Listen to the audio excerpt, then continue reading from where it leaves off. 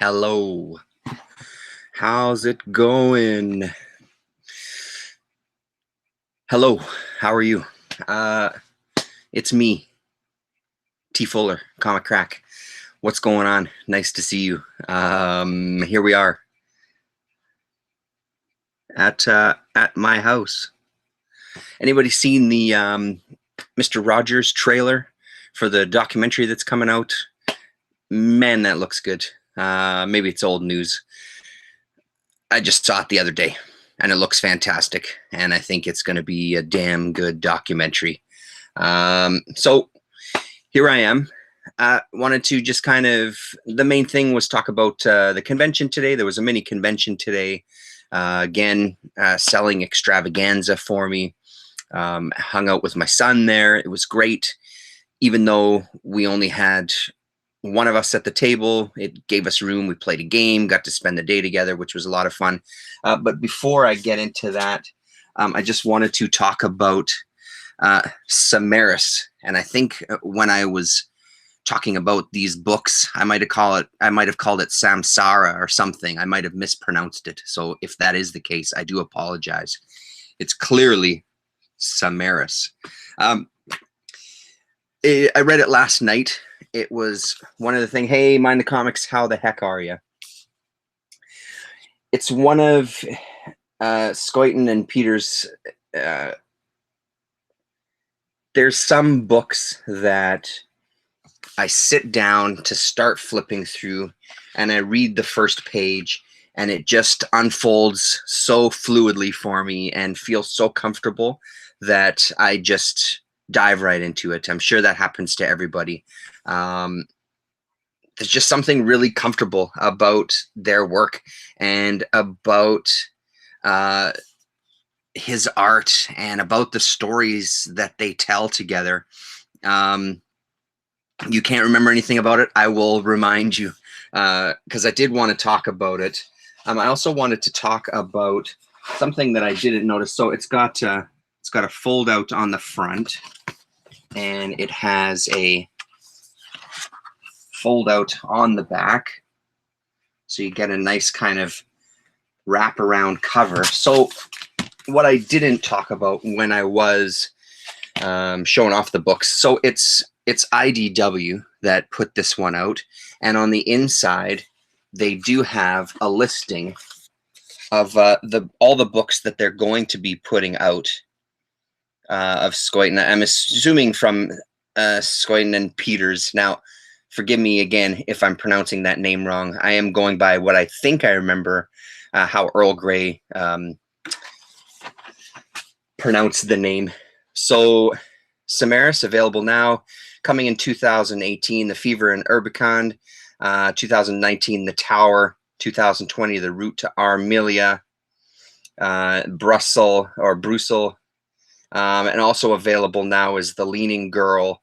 The Shadow of the Man is coming out. The Invisible Frontier and The Theory of the Grain of Sand. So what is that? 1, 2, 3, 4, 5, 6, 7, 8, 9 books in total.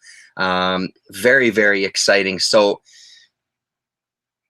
I believe this is the first in the Obscure Cities series. So where they've kind of created, hello GPAP, how's it going?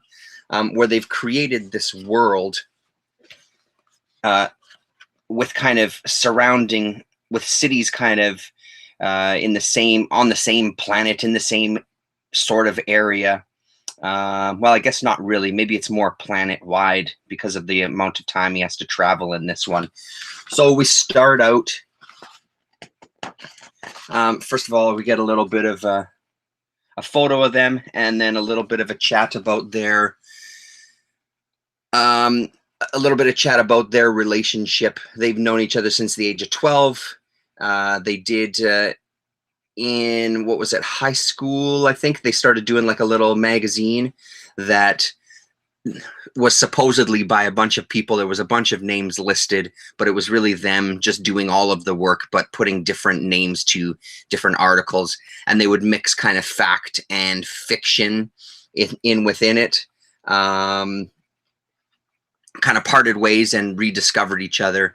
Scoyden's brilliant artist, very cool. It's true. He's an amazing artist. He studied architecture, I believe, and that's where a lot of his parents, his father was an architect. Anyway, so step back in time and join us for the first stories from the archives of the obscure cities. So we kind of get introduced to the city that they're in, or that our main character is in anyway, and we start to find out that some people have been sent to Samaris, and they haven't returned. So our main character is sent on a mission to discover what's going on. And apparently the round trip is going to be, it's going to take a total of 2 years that he's going to be away. But of course, based on the fact that nobody has come back, it doesn't look very good. So right from the outset, you're following this character who's kind of being sent to his doom. We don't know exactly what's happened, and that's part of the brilliance of their. I mean, look at this page. Forget about it. Look at that. It's just, his art is just absolutely beautiful. He's being sent off to disappear, or we assume die. We don't know what's happened, but he's sent off into this mystery. When he does get to the town, he finally makes it to Samaris and walks into kind of a hotel, and that's where our kind of journey really takes off, as he discovers the city around him, decides to kind of take it easy and just take it in day to day. Take it in day to day and slowly let things unfold for himself. We don't really get a sense of how much time he spent there. We do get kind of a passage of time, but he does keep doing the same things, and he finds that in his surroundings, everybody else in the city is doing the same acts as well. Beyond that, I don't want to say too much, and I don't want to show you too much, because there is a bit of a reveal, and I think it's a fascinating reveal. The thing that, with a little bit of the Scoyden stuff that I have read, the stuff that I read in, and Peter's as well, the stuff that I read in Cheval Noir, there is really a sense of time and aging and things changing around you and not recognizing things. So there does seem to be this underlying tone of kind of just what happens when you age and you become kind of disconnected, not really disconnected, that sounds pretty extreme, but sort of disconnected from your surroundings, and things just become, you notice all the changes. And our character here really notices some of the architecture and says, oh, that looks very similar to something I've seen before, but there are some minor differences. It must be this. I don't know. It's just, like I said, for me, it's a really comfortable read and really just unfolds so nicely. So we get Samaris, and then we get some other stories. Oh, and one thing that I will say is that in the one that I read before, he makes an appearance in this book. So I'm curious to read that one again to see how much they tie into it. This is the main character in the story I read previously in Cheval Noir. The color work really reminds me of League of Extraordinary Gentlemen, but man, does it ever have a Toulouse-Lautrec feel to it. I absolutely love it. Yeah, the coloring is unreal. And yes, I would agree with that. The little bit of Extraordinary Gentlemen that I've seen, it really is that style. So once that story is complete and just, it's a hell of a finish, the Mysteries of Pari is what we get next.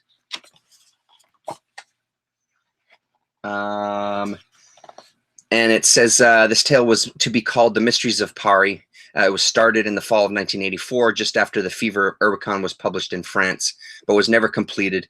The Fugitive was created for the Architecture in Comics special issue of Assouvir, a French comic magazine.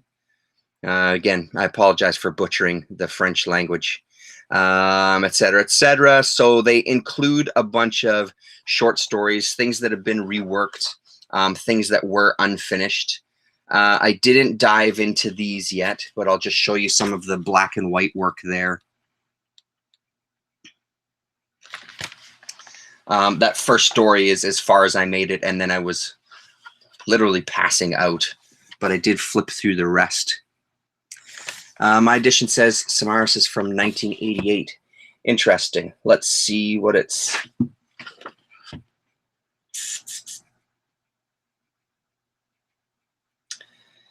That could very well be. I may have just said a wrong date.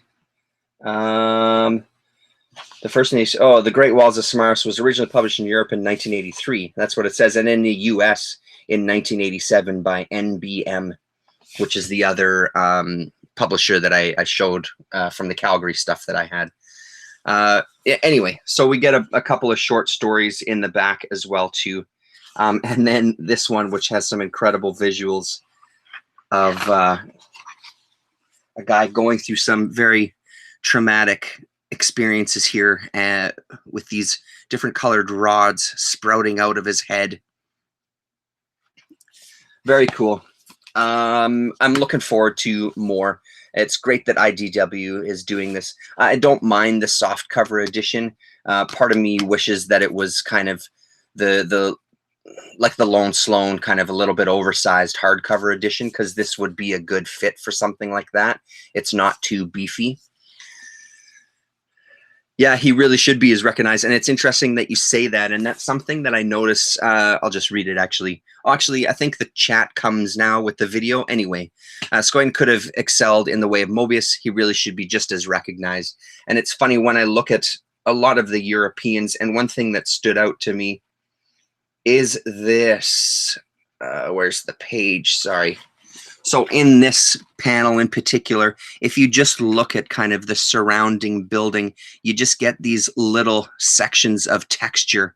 And that really is it really seems to me anyway, to be kind of a Mobius or a European artist type of style, giving a little bit of texture, and even stuff like this, which sort of looks like it's degrading a little bit. It's chipping away, so it's not really a pristine cityscape or a pristine looking building. There is some age to it. It's beautiful, beautiful work. So I would strongly recommend, especially if it's IDW, supporting IDW first of all, and jumping on these. Really, really great read. Looking forward to more. Was there another book I wanted to talk about? No, that was the one. So, hello, creature. How are you? So it was the comic convention that I sell at, the one that's through Thirsty's Flea Market, and it was great. Had a lot of fun, made a lot of sales. There was a lot of people that came through, and it was kind of a steady stream. Normally, the first couple of hours are, here's all the people, then they dissipate, and that's it. This one was kind of a steady stream for most of the day, so much so that I couldn't even really get away from the table to kind of walk around and browse. Sold a lot of stuff, got a couple of contacts, a guy that's going to kind of contact me later this week, I hope, to buy another big chunk of the comics, which will be great. So it was successful. And a local guy here, he had I think he still has a YouTube channel. It might still exist, Picker Nation. He had a booth at Thirsty's. He came down as well to, I hesitate to say people's real names sometimes because I don't know if they want me to, so I'm just going to say Picker Nation. Oh, Nerdy Vision. Yeah, it's totally fine. Sorry I didn't get to chill with you today. I didn't stay there long. Thanks for the cards. I'll hit you up with some Silver Age Daredevil. Boom. You don't have to. I appreciate that. That's very nice of you. But seriously, don't go out of your way. I'm more than happy to pass off those cards to you. It was nice to see you, though. And again, don't sweat it about hanging out. I wasn't giving you presents for you to have to pull up a chair and spend quality time together. So anyway, Picker Nation dropped by, and he had said before that he had a poster for me. So he he brought it for me today, which was really nice of him. And see, and this is what it's about. You're here at the perfect time, Nerdivision. There was nothing that I gave him that he just gave me something. Same thing that I did for you. So this is kind of amazing. He said this was a double. He already has this one. I've got these Kelly Jones issues of Dead Man. There was 2 different stories, Love After Death, and I think it was Exorcism, I think was the other one. Yeah, so that's really great to have. It's a beautiful poster. Damien and I have kind of poked at each other a little bit as far as, for me personally, I used to really, really love Kelly Jones' style. I find now I don't love it as much. There's still some great characters. I do love his Dead Man, and I do love his Batman with the giant ears. His art just doesn't always work for me like it used to. It doesn't resonate with me the same way. But his Dead Man is unbelievable, just as scrawny and seeing all his bones and everything. So beautiful, beautiful poster. Very excited about that. That's going to look great up somewhere. I don't know exactly where yet. Probably out in the main room down here, or maybe I'll save it for when we do the attic. The other thing that I managed to grab today through the Facebook group, through the Comic Addicts Facebook group, now that kind of I know more people there and have put it out there that, you know, those oddball boxes of comics, I'm always into those. I got contacted by somebody there who also had a table set up at the convention, and he had some shoe boxes. You didn't really find anything, hey, that you needed at the con, just went around and then left to go to Valley Village to shop. Yeah, I hear that. I kind of had the opposite experience. When I looked around, it seemed like there was it was different stuff than normal, which I'll talk about in a little bit. I found it interesting because there were some new people at the convention too selling that I haven't really seen too much of before, and 1 or 2 that I've never seen before. So through the Facebook group, he contacted me and said he had a couple shoe boxes of more adult type of comics, and I'm always interested in looking at that. He sent me a few photos. There was stuff like Omaha the Cat Dancer, some issues that I was missing there. One called, I don't know, we'll look at it. I can't remember the name of it. It was a kitchen sink title though. And I love kitchen sink stuff just due to the underground fascination. So I bought the 2 boxes from him for next to nothing, picked out all the stuff that I wanted. And then there's a box that's filled with stuff that I just don't have interest. Like, as much as I don't shy away from some adult material, there's just some of it that's out there where there's nothing about it that's appealing to me. Like, the art isn't even that great. It's really just super basic. It's not like I'm expecting a fantastic story in some of these, because I know that some of the adult stuff is there purely for one thing, right? But there has to be something about it that's going to draw me into reading the damn book. So a lot of them are going away, but there was some stuff that I did keep, and I don't want to spend too much time on these. I have another issue of this, so it's Wendy Whitebread, Undercover Slut. This is issue number 1. I have number 2 already, so that was okay. And then there was this Dracula's Daughter, featuring Forbidden Frankenstein with special guest Wendy Whitebread, some Eros titles. So that's all right. More Eros Forum. There was a bunch of the Xenophile stuff, the XXX, the Xenophile thing from Palyard Press. So I held on to those. They're kind of mixed bags as far as stuff that's interesting. It just felt like, because it's this Palyard Press and with the Xenophile, I figured I'd keep it, hold on to it. We'll see how long that lasts. So then, like I said, there was a couple of Omaha. I already have issues number 1 to 12. So in the box, there was number 13 and there was number 14. That's from volume 2. And then from volume 3, there was issue number 0. So that's kind of cool. There was a guy there who had a signed Reed Waller print number 4 out of 300.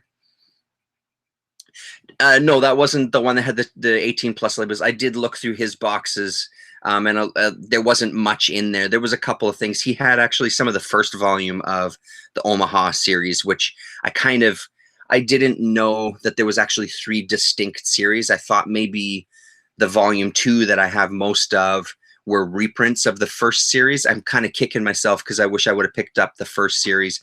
I did buy some stuff from that guy. He had some incredible things. And that was kind of what I was going to say. There seemed to be more of an adult comics type of vibe. Not that everybody was selling porn or anything, but oh, Gord Vidal. Good day, everyone. My laptop is freezing, but hopefully it will let me view this. I'm glad you're here, man. It's really nice to see you in the chat. I hope you're well. There seemed to be a lot more of that kind of stuff at a number of booths. People selling stuff. It wasn't just overrun with Marvel and DC. There was a lot of variety, a lot of indie stuff, but a lot of more, not that it was all kind of XXX adult stuff, but it was just more adult type of material, which was great for me. I love that kind of thing. And then another one of these, Xenophile Presents Utopia Unlimited. And then there was a bunch of just the actual Xenophile series. So 1, number 2, number 4, which I already have, number 7. Sorry about the glare, but it's not super important to catch detail of these. It's not mind-blowing art. The thing that's interesting about this series is that just the different guests that they've had, even on the couple of issues that I've looked through already, to do the inking, I find interesting. I haven't really dug into these really deeply, so I don't know who's kind of guest hosting on those ones. There was also this in the box, Comics Interview, ElfQuest. So that was kind of cool to be in the middle of an adult. So this is the not Kitchen Sink, it was Last Gasp. Horny Biker Slut, number 1. And number 2. And number 6. So again, very adult, very dirty, but it's Last Gasp, so I can't resist adding that to the old collection there. There was a couple of other things in those boxes that I kept just because the art was, and the coloring was, I don't know, interesting. Some of these Asian comics here from this Jade Man comics, which I've seen. I always see Jade Man around, but these ones, I don't know. I might hold on to just purely for the wild art. Yeah, I don't know what I'm going to do with them. I have a couple of ideas, but they look fairly interesting. Might be cool just to kind of flip through in a little closer detail at some point. All sorts of wild stuff happening there. So that's kind of cool. And there was a few of those. Looks like 5 of them. So that'll be all right. So anyway, on to kind of the meat of the books. Again, most of the people that were there I've seen before and I've dealt with before, but just the ability to kind of get exposed to some other people's collections and see what else is kind of floating around the city was really great. One of the things that I was very excited to find, I had this bookmarked on eBay for a while now, and almost bought it the other week, and I'm glad I didn't because I found it locally. So National Lampoon French Comics, The Kind Men Like. And it's fantastic. It's as good as you think it is. I'll try to kind of flip through a couple of things. It's not in the best shape, but it isn't bad. There's color, there's black and white, and it's just comics right from the beginning right till the end. This first story has some beautiful art there. There we go. And again, a lot of these names I don't know. I haven't looked into. The Marriage of Agent Panda Pudding. So it's a pretty sizable volume as well, too. Here's some Life on the Farm. Some beautiful, almost kids' book illustration. Almost reminds me of Little Golden Books to some degree. I'll just kind of flip to some various pages. I seem to might need to wear gloves and flipping those pages. Yeah, it's got some texture. Let's just say it's got some texture. I'm sure you know him, Nerdivision. I think his name is Dave. He's got a spot at Thirsties as well. His booth is downstairs. I don't know how familiar you are with Thirsties. There was the old guy that had his booth in the corner by the stairs by the little diner there. He's taken over that space once that gentleman passed away recently.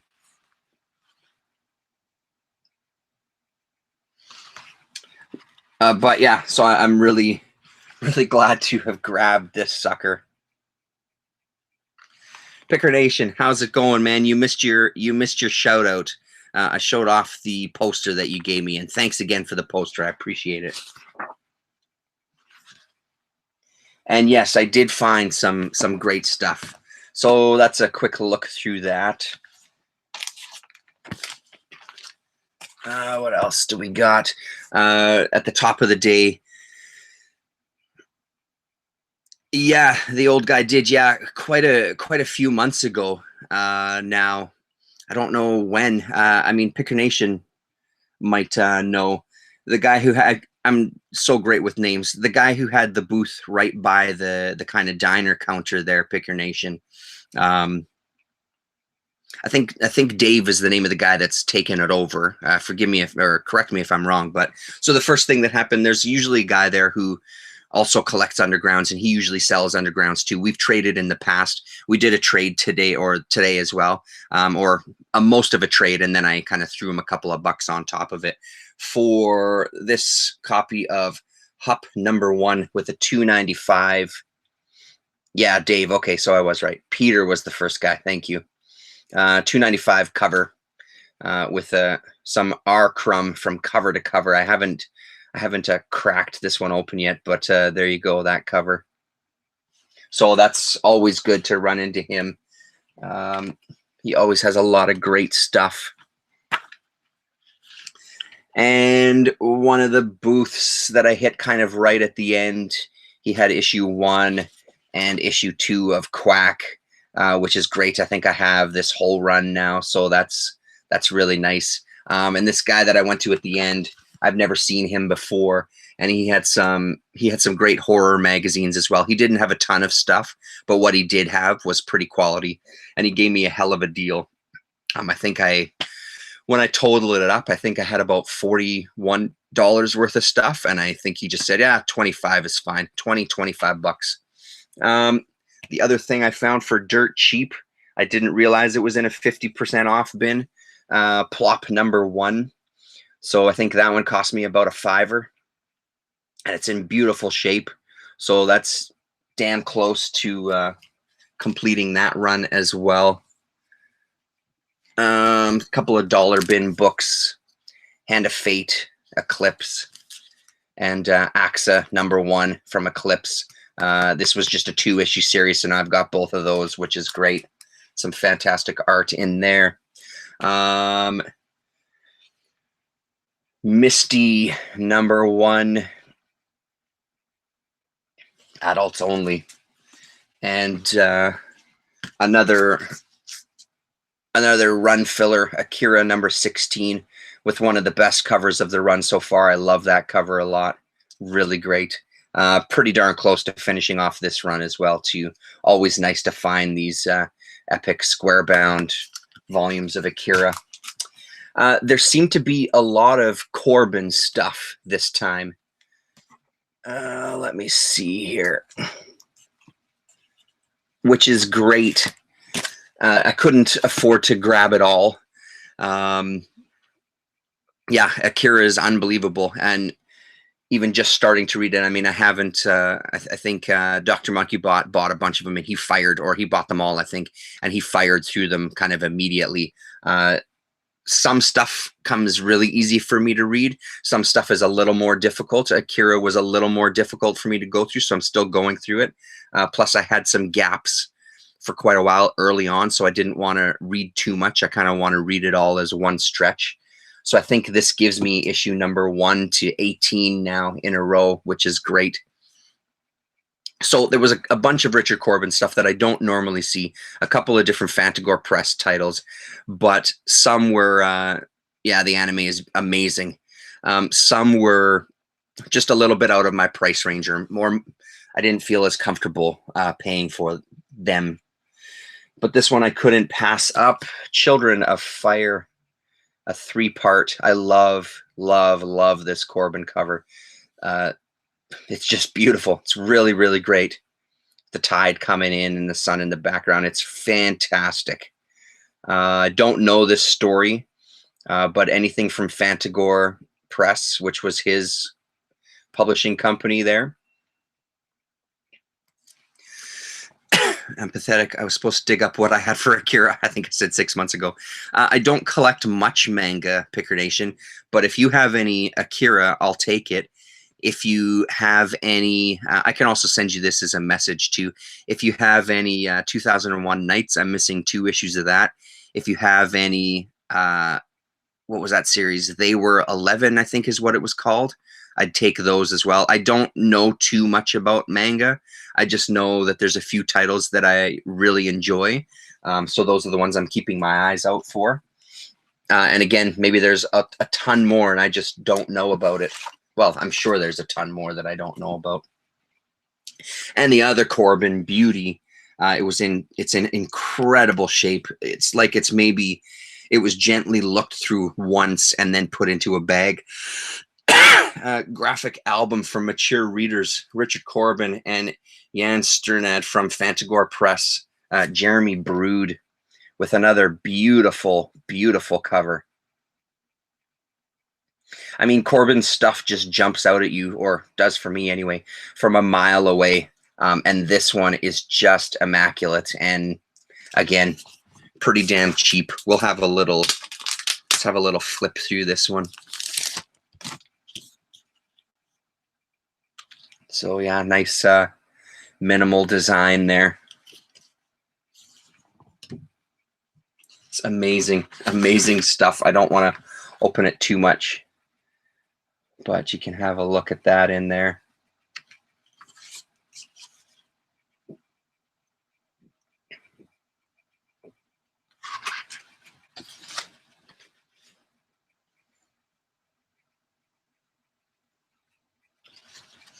Jan Sternad is a guy that I've talked about before on this channel, and I really love his Dalgota series is a highlight for me for sure. And then he's done a bunch of other work with Corbin as well.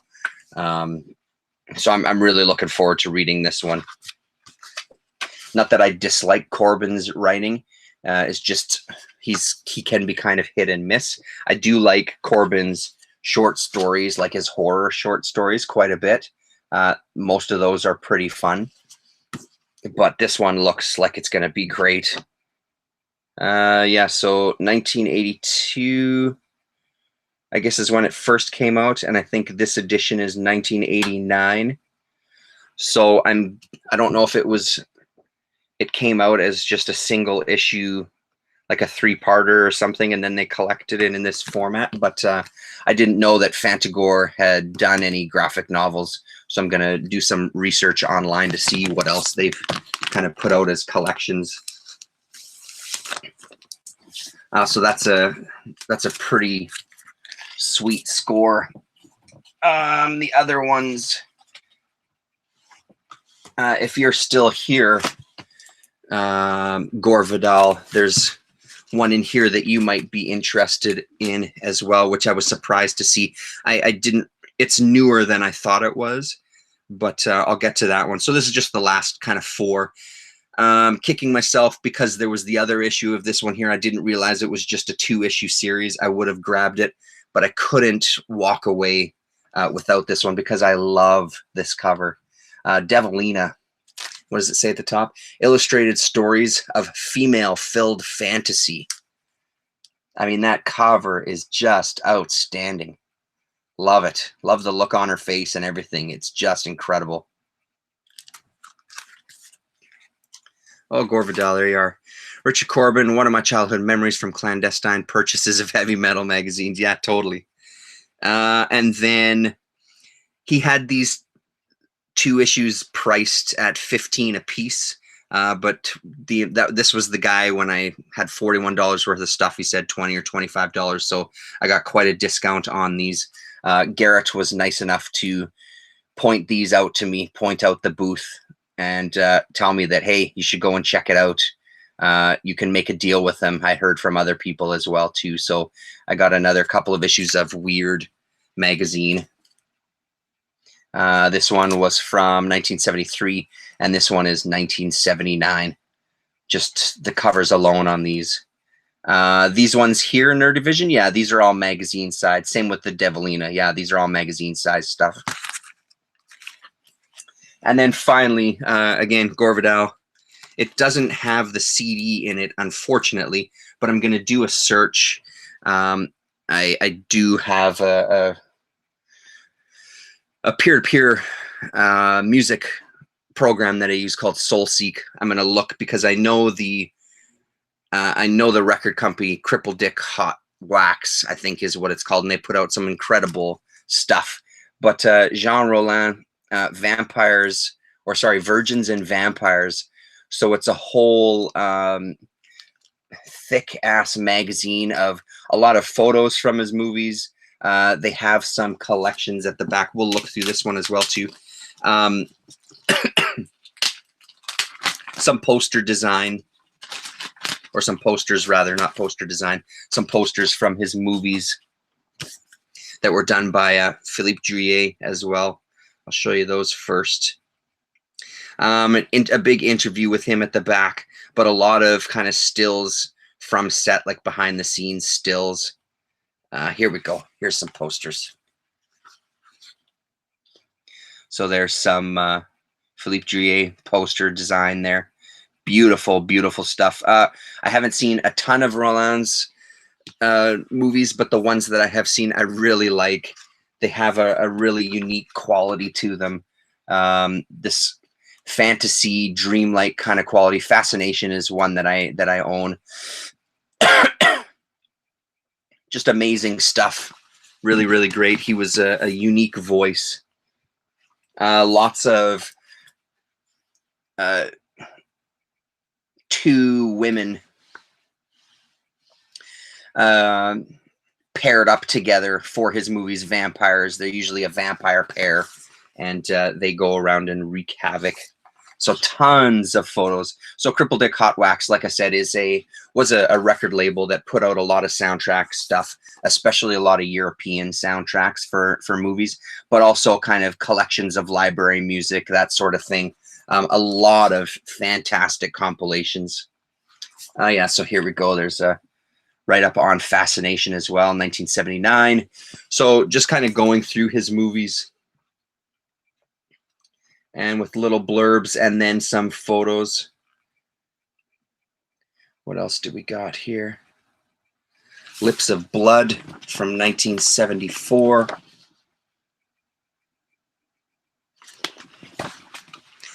Devilina, you read my mind. I never heard about her. She looks like trouble. She sure as hell does look like trouble. I'll tell you that much.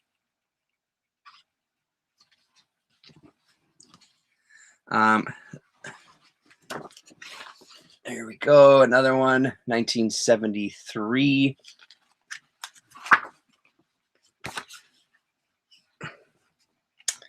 And what does it start out with here? I don't know if there's like a write-up. The Nude Vampire, etc. etc. More photos. Yeah, so it just jumps right into it. Magic Little Girls in Fetish Land. So a little write-up by Peter Blumenstock. So in 1997. So this came out in 1997. What else does it say in here? Yeah, June 1997. So that's a hell of a score. I love finding stuff like this. That's so great. Really, really great. That's about it, ladies and gentlemen. I don't think there was anything else. That was the score. Just a really good time. I don't know how many more conventions I'm going to do. I'm going to kind of hit it hard trying to sell the remainder of the comics that I have and graphic novels and stuff online. That hasn't been super successful either. But with I've joined a bunch of groups through Facebook that are kind of comic auctions Canada wide. So I may try to do another run of doing some auctions that are Canada wide to see what I can do, because I just, like I said, it's at this point now, I think that as successful as this one was, hauling these books out and bringing them back all the time, just back and forth, it just isn't doing it for me anymore.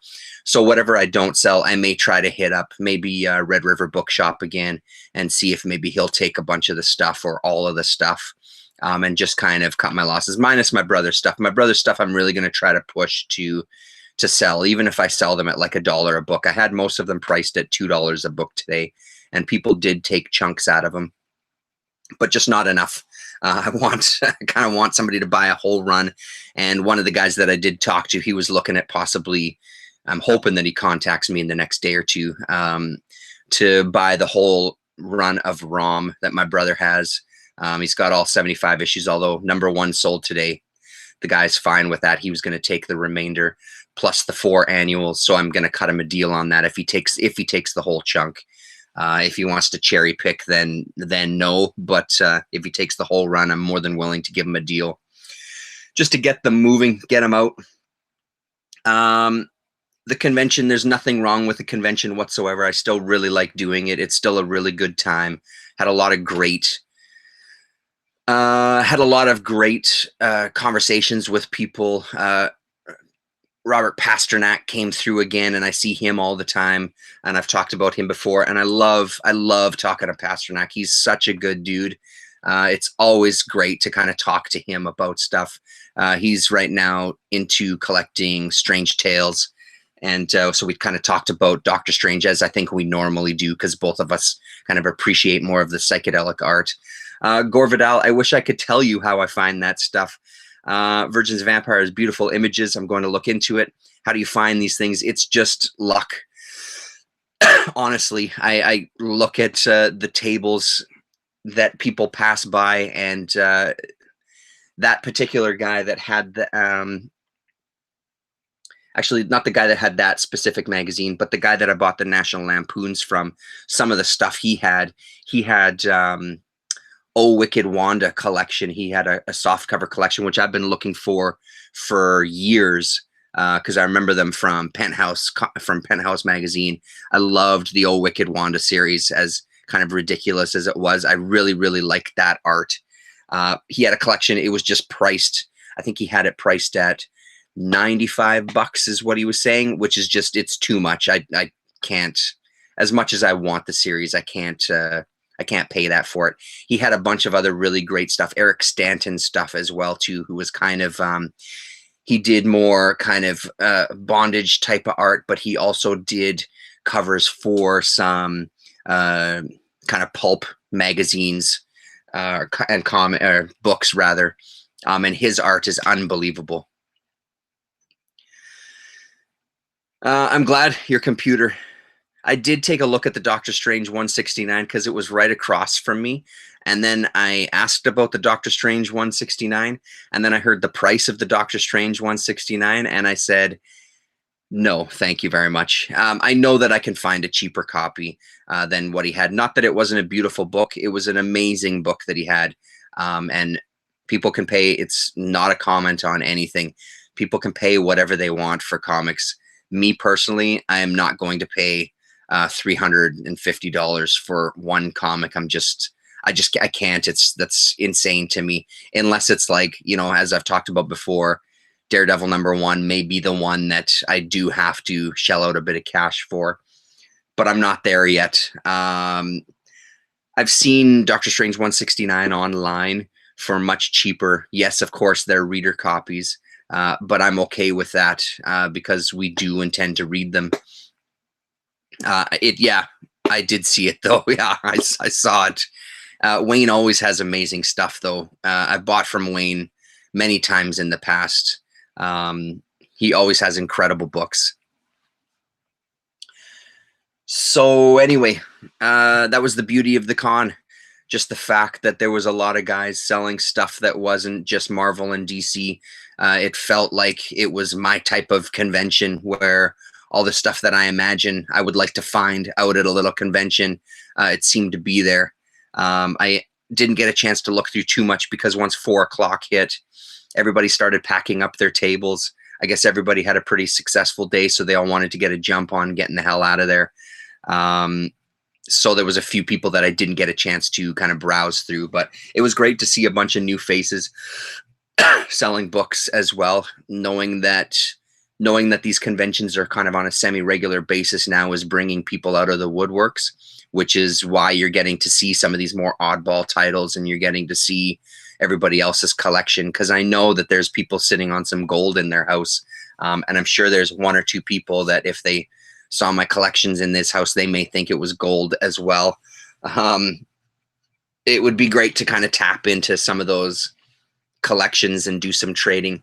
The other thing that I'll say just at the end is the table next to me, I've bought Undergrounds from him as well before. And one of the times we were talking about it, he was telling me about Air Pirates Funnies that he had a copy of. He brought it today. He didn't have a price set on it. He wanted to do a bit of research into it first, which is fine. I gave him my number, but I got to hold the Air Pirates Funnies, which is an infamous underground comic. It makes an appearance in this as well, Comic Book Confidential. They talk about Air Pirates Funnies and the lawsuit that ensued from that because of just it's Mickey Mouse, it's Mickey and Minnie Mouse and Goofy and that sort of thing, you know. So it's satire, but they used the characters basically. The whole big issue was that Disney sued them for using their characters. He kind of decided to, fuck you, I'm fighting it. I'm gonna go to court. Let's go to court so we can talk about it. And he kind of started to set out a path for satire. And if I'm going to satirize something, of course I have to kind of use the characters. They wished that he wouldn't have used it identical, you know, like maybe changed a little bit of detail. He just kind of kept saying that, well, what's the point then? If I make a character that's not recognizable, it's not satire anymore. It's just a funny animal book. The whole point is I'm satirizing Walt Disney and I'm satirizing that whole kind of mentality. I'm blanking on the guy's name. I'm pretty sure that Dan O'Neill might have been involved in it, or was it Dan O'Neill himself? My apologies for that. I should have checked out. Let's see if his name is on the back.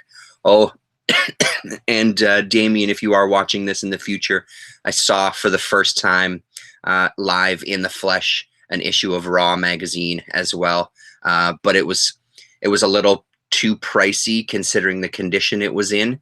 It wasn't outrageously pricey, but it was kind of cool to actually see a Raw magazine in person. I'm not seeing the name that's jumping out at me. It might have been Dan O'Neill. It must have been Dan O'Neill. I must be right about that. Anyway, so that's it. Thanks very much. And yeah, read some comics. And tomorrow at work, go to the person that you really dislike, that you had a big fight with at some point, or you just are always kind of at odds with. Buy them a coffee and say good morning to them and ask them how their weekend went. Build the bridges. Build the bridges. Thanks very much for watching, everybody. We'll talk to you.